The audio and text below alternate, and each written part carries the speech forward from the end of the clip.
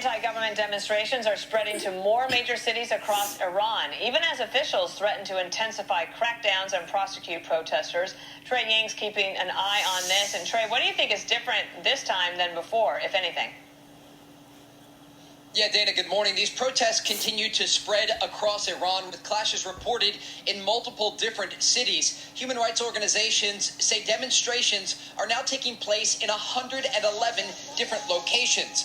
A new video shows Iranians destroying a flag in northeast Iran.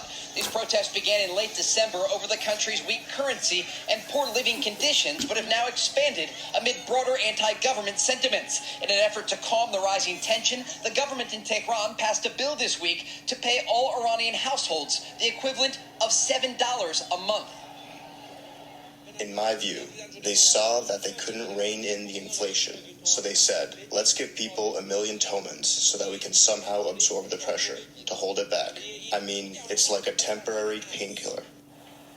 Amid the backdrop of ongoing demonstrations, some Iranian leadership traveled to Lebanon, where the country's foreign minister held a press conference. This comes as Israel is continuing to launch airstrikes against Iran's proxy there, Hezbollah, that officials in Jerusalem say is regrouping, and as the region braces for the possibility of another direct war between Israel and Iran.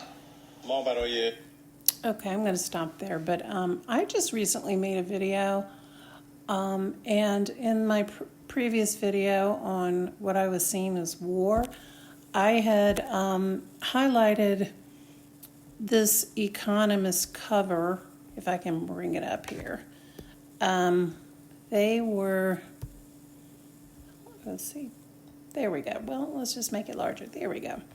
And I had been talking about in that previous video about these knives and the cake, but I had forgotten that I had made a previous video where I was also seeing some other things, and this has to do with these knives. And just in my previous video, I had highlighted this video where I had shown Trump at his inauguration cutting the inauguration cake with a knife.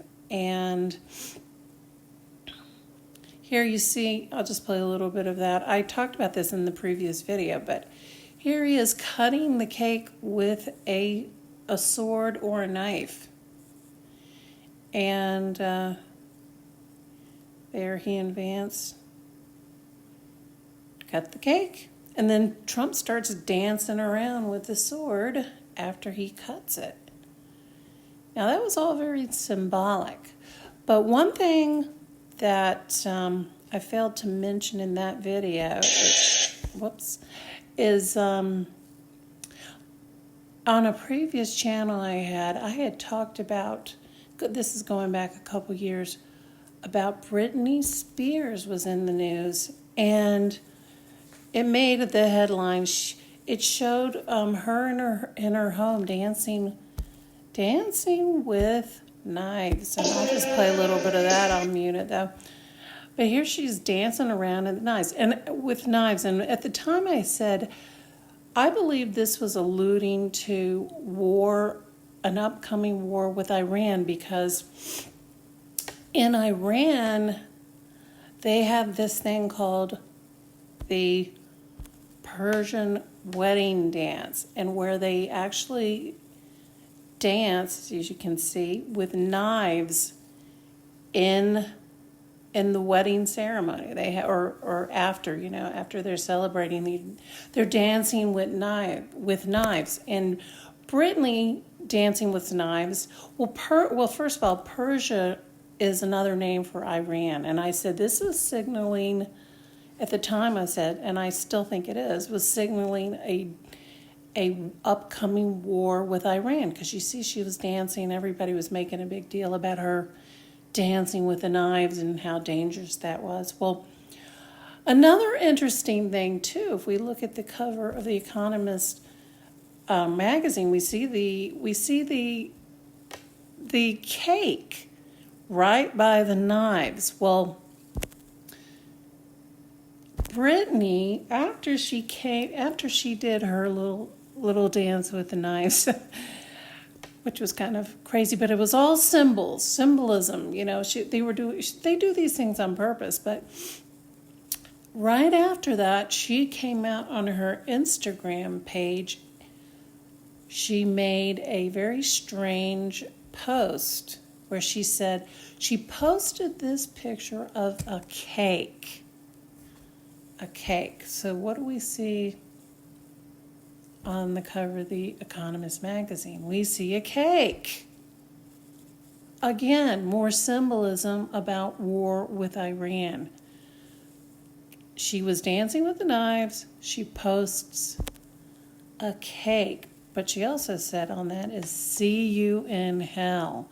This is all pointing, in my opinion, to war with Iran.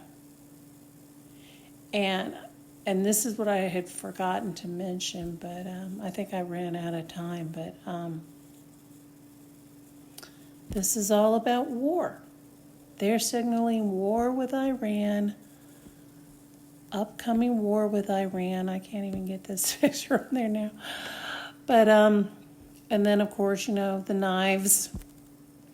And then I also think it alludes to this the whole scene, which, iPet Goat has been decoded by hundreds and hundreds of people. But I also think it's alluded to an iPet Goat where you see I think it's supposed to be like the Osama bin Laden character. But there you see, I believe it's showing an attack coming up. If I can get to that right spot. There we go. Yeah, see, you see that looking like a